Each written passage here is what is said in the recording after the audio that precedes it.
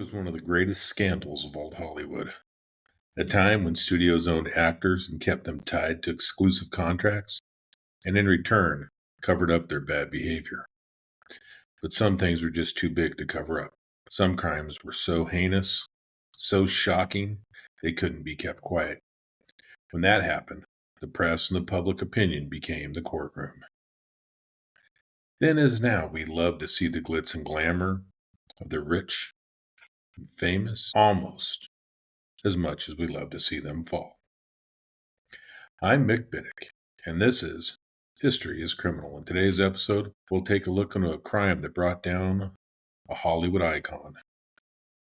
It's a story of an alleged violent rape and murder of a young actress, Victoria Rappe. It's also the story of how an accusation, even followed by an acquittal, can destroy a person. In this case, Roscoe Conklin Arbuckle, a.k.a. Fatty Arbuckle.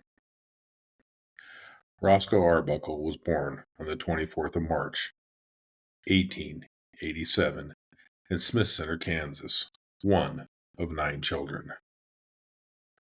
Just as a side note, I actually happen to be writing this episode on the 24th of March.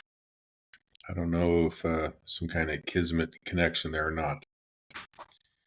He was unusually large for a baby. I mean, unusually large. He weighed in at 13 pounds, with some sources putting his weight as much as 16 pounds. As you can imagine, this being more than double the weight of the average baby caused his mother to have some traumatic health issues for the rest of her life. The fact that both his parents were of slim build caused his father to question the legitimacy of his son. It was this distrust that led him to being named Roscoe Conklin Arbuckle. He was named after a prominent U.S. senator and power broker, Roscoe Conklin, but not because his father admired Conklin. Quite the opposite. Conklin had a reputation for philandering, so his name was somewhat of a twisted joke on the idea that he believed his wife had had an affair that produced the boy.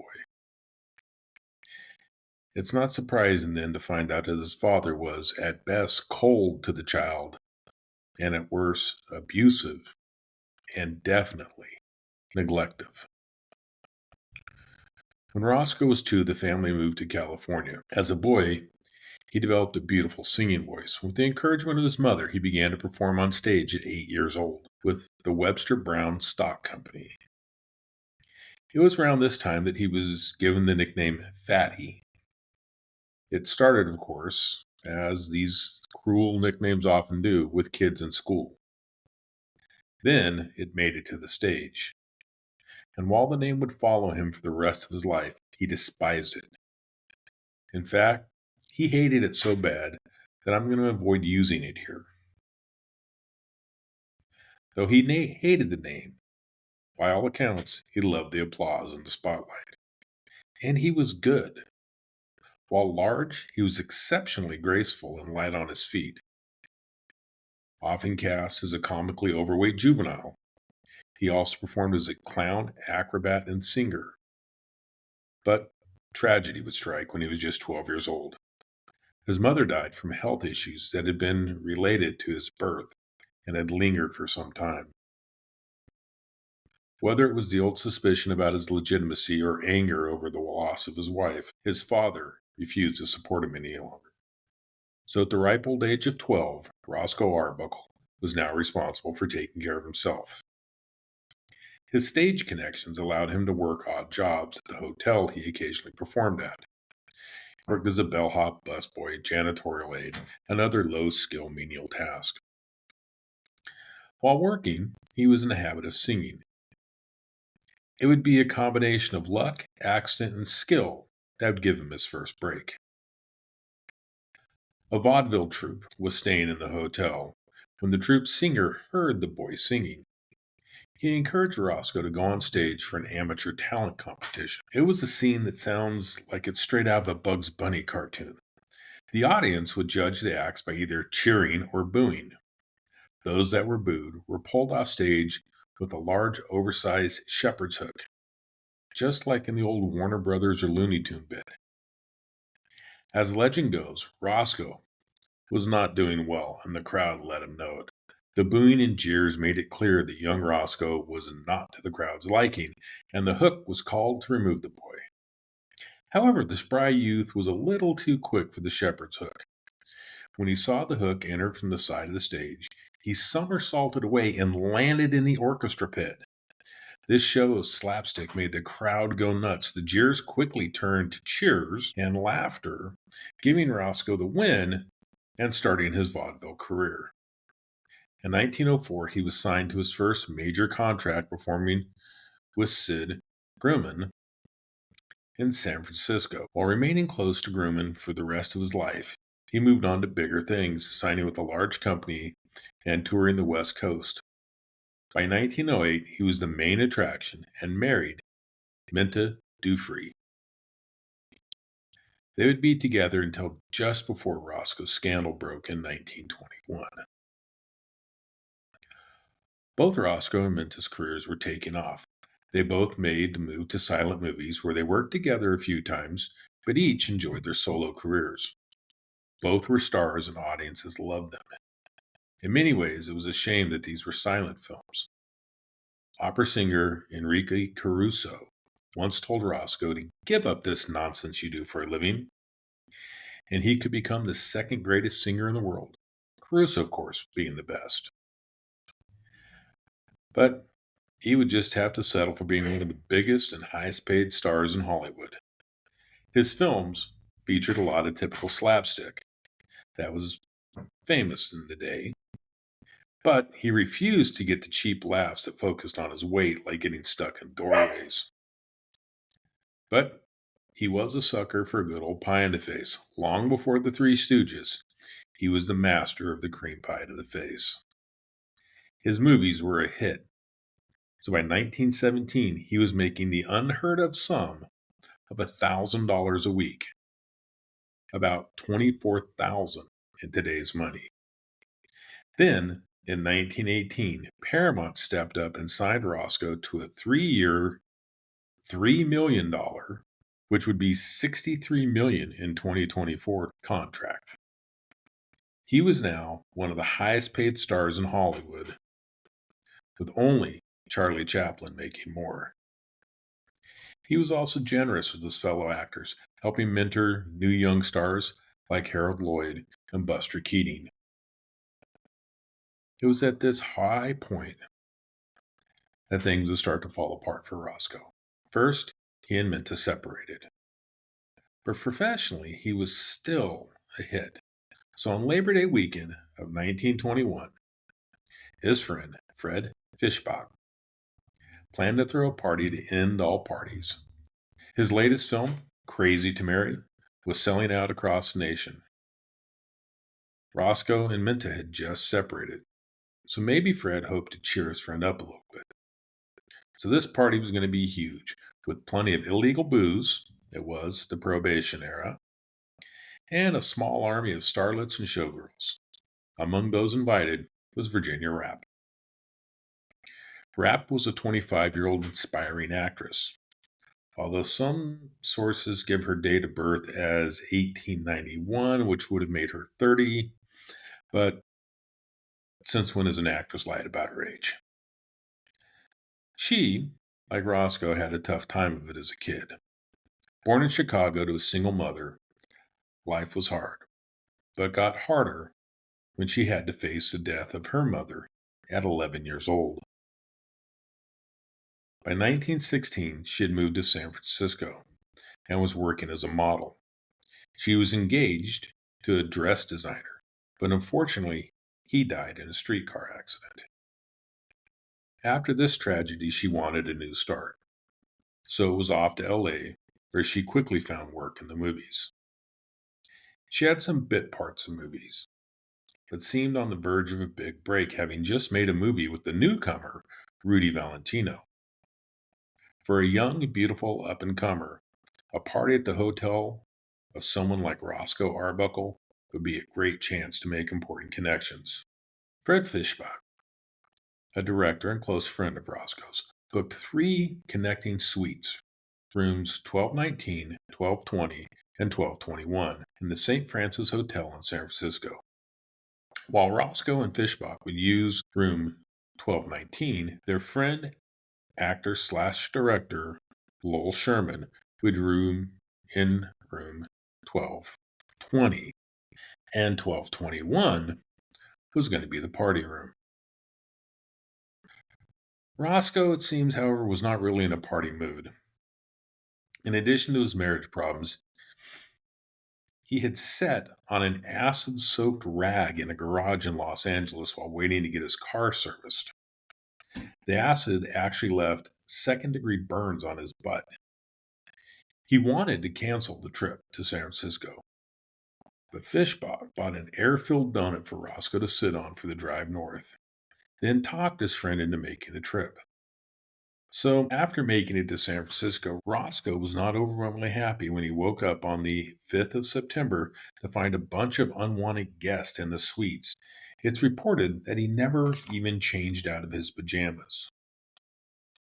Also among the guests was Maud Delmont. Delmont had a reputation as a madam blackmailer and a well-known party girl. She would be the major witness and accuser of Roscoe. A great deal of the story of what happened that night came from her. Roscoe and Fred started drinking gin and orange wine drink. Soon Roscoe seemed to no longer be stressed or worried about his burnt butt or issues with his career or his failing marriage.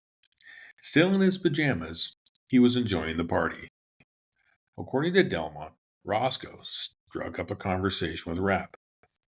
The two shared some drinks. Then Roscoe reportedly said to Virginia, "I've waited for you 5 years.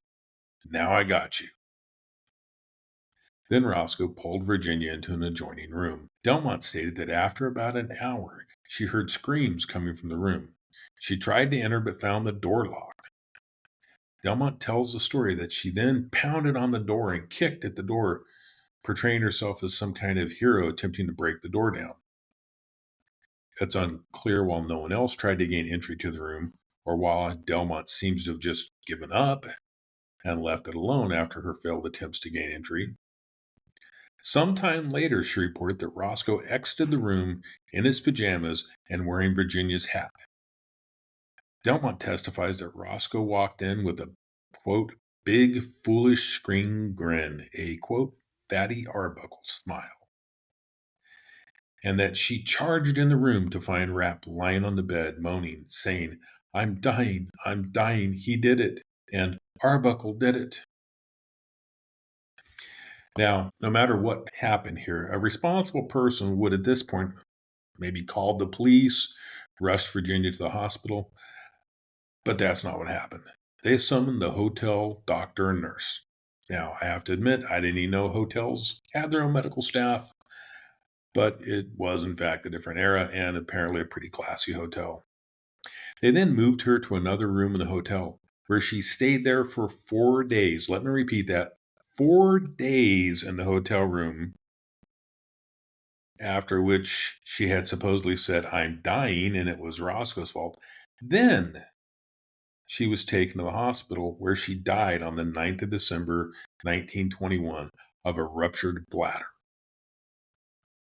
Once police were finally notified, Delmont said Roscoe had raped Virginia. His excessive weight, 266 pounds, had crushed the woman. Later, Virginia's agent added the story saying Roscoe used a piece of ice to molest her. This story later morphed into a sexual assault with either a Coke or wine bottle. Now, it's important to note here that Virginia's manager was not present at the party, and that other witnesses had said they had seen Roscoe rubbing ice on Virginia's stomach in an attempt to ease her pain. Roscoe would turn himself in to the San Francisco police on the 10th of September and was charged with manslaughter. No charges of rape were ever pressed. As you can imagine, Roscoe's story differed quite a bit from the tale told by Delmont. He said that Virginia had become hysterical. yelling and tearing at her clothes.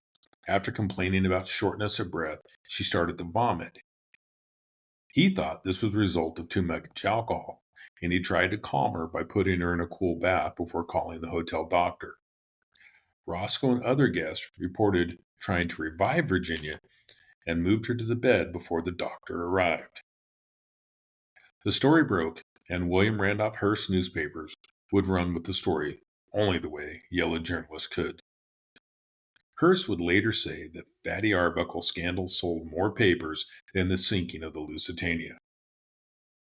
Hearst was always happy to make a buck off of tragedy. After all, this was the man that exploited the crisis in Cuba, arguably starting the Spanish-American War just to sell more papers. The San Francisco Examiner ran an editorial titled, "They Walked into His Parlor." The accompanying illustration depicted Roscoe at the center of a spiderweb, alcohol bottles at his hands, and 7 women trapped in the web. The press was doing all they could to paint Roscoe as a sexual deviant whose uncontrolled perversion caused the death of an innocent young lady. Buster Keaton and Charlie Chaplin both came forward to defend Roscoe's character. This was too little too late. The media had done a great job of making him out to be a sick, sadistic man who felt he could get away with anything. His reputation was shot, and his movies were pulled from theaters, and all of his contracts put on hold. When the case went to trial, it'd be the job of District Attorney Matthew Brady to find justice for Virginia Rappe. This was, of course, the type of case that could make a career, and like many DAs, he was interested in higher office. The story was front-page news. The case had everything: a fallen beloved celebrity, sex, drama, and what seemed like a horrific, violent crime. A conviction in this case could be just the stepping stone that he needed. Delmont was the star witness for the prosecution. Her story made it clear that Roscoe Arbuckle was an evil man who raped his victim so violently it had caused her death, then nonchalantly went back to partying. Her testimony had issues, however. First, she came to be a longtime friend of Virginia. Then, she later said they had met just a day or two before the party. It was also quickly discovered that Delmont had a criminal history. Now, having a criminal history does not automatically discredit a witness, but it was what she had been convicted of that made it an issue.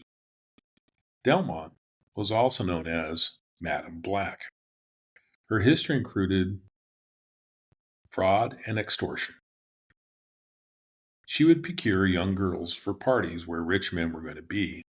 The wealthy men then found themselves accused of rape and would have to pay Delmont blackmail to make the accusations disappear. A telegraph was also discovered that she'd sent to attorneys in both San Francisco and LA. It read, quote, "We have Roscoe Arbuckle in a hole here. Chance to make some money out of him," unquote. Roscoe's lawyers presented an autopsy report that said Virginia had chronic bladder inflammation. Also, the coroner said there were no signs that the ruptured bladder was caused by outside force, and that there was no evidence of a violence committed against Virginia.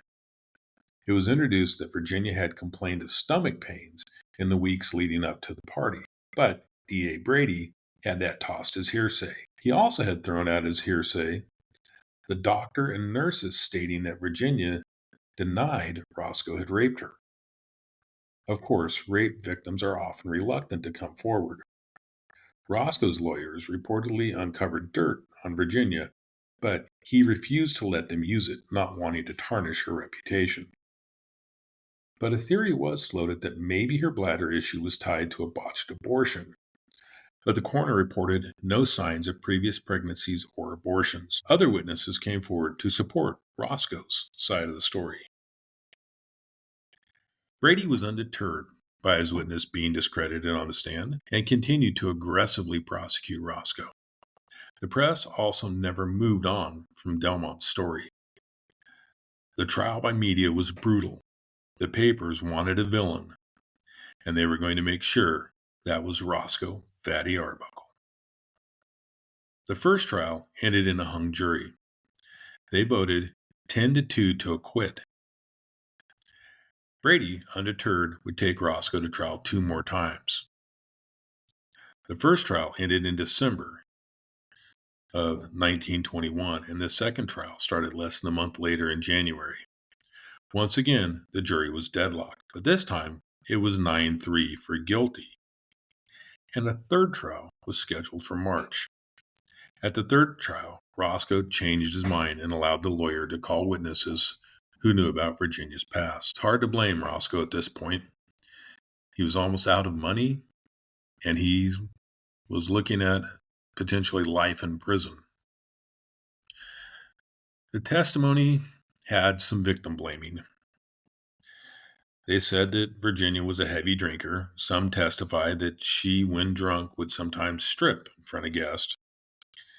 But more relevant, it was presented that Virginia had a long chronic bladder infection that was made worse by alcohol.